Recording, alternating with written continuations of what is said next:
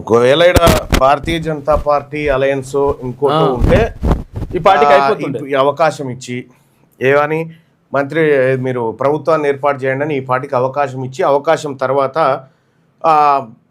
MLA set అయ్యేదాకా నెల దాకా గుంజుకపో మెల్లగా అవును ఒక సెట్ అయ్యేదాకా నడిపించుకుంటూ పోతా ఉండే.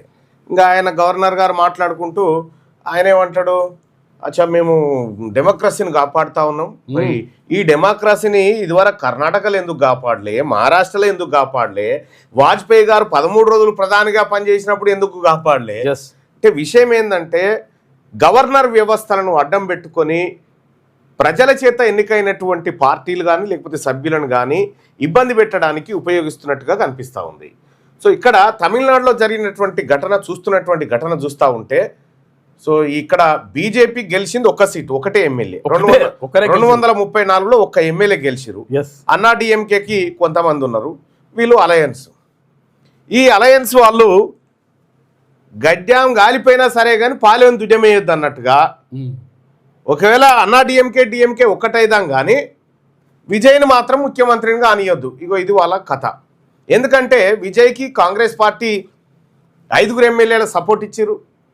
సిపిఎం సిపిఐ తర్వాత ఇంకా కొన్ని పార్టీలు ఇవాళ నిర్ణయం తీసుకుంటా ఉన్నాయి. అక్కడ స్టాలిన్ కూడా హుందాకు ఒక మాట చెప్పాడు, స్టాలిన్ కూడా మీరు స్వేచ్ఛగా నిర్ణయం తీసుకోండి ఈ విషయంలో అని చెప్పడం జరిగింది.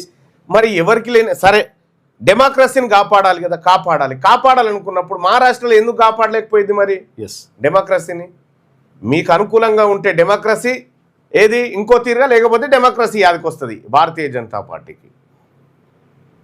సరే ఆ అంశం అట్లా పెడితే విజయ్ని ముఖ్యమంత్రి కాకుండా ఎవడు అడ్డుకోలేడు, ఆయన అయ్యి తీరుతాడు, కావాల్సిందే.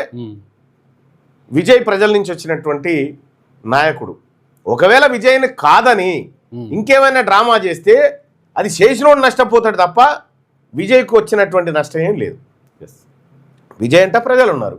ఇక్కడ స్టాలిన్ క్లియర్గా చెప్తా ఉన్నాడు, మళ్ళీ ఎన్నికలకు పోయేంత సీన్లో మూడ్లో లేదు తెలంగాణ ఏది తమిళనాడు రాష్ట్రం అనేటువంటి మాట చెప్తా ఉన్నారు. దాని అర్థం ఏంది, ఈసారి మళ్ళీ ఎన్నికలకు పోయినా ఒకవేళ పూర్తి మెజార్టీ ఎవరికి రాలేదు, ఇక్కడ రాష్ట్రపతి పాలన విధిస్తూ కొత్త మళ్ళీ ఎన్నికలకు సిఫార్సు చేసినా కూడా ఈసారి విజయ్ సరిపడ మెజార్టీతో బంపర్ మెజార్టీ ఉంటుంది, ఇప్పుడు సరిపడ మెజార్టీతో గెలుస్తుంది మంచిగా. సో ఇది కాకపోతే అది కాకపోతే ఇది, విజయ్ కావడం మాత్రం పక్కా, సీఎం కావడం దాంట్లో నో డౌట్.